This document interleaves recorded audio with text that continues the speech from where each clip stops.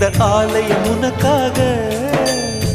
வானில் ஒரு புயல் மழை வந்தால் அழகே என்னை எங்கனம் காப்பாய். கண்ணே உன்னை என் கண்ணில் வைத்து இமைகள் எனும் கதவுகள் அடைப்பேன். சத்தியமாகுமா? நான் சத்தியம் செய்யவா?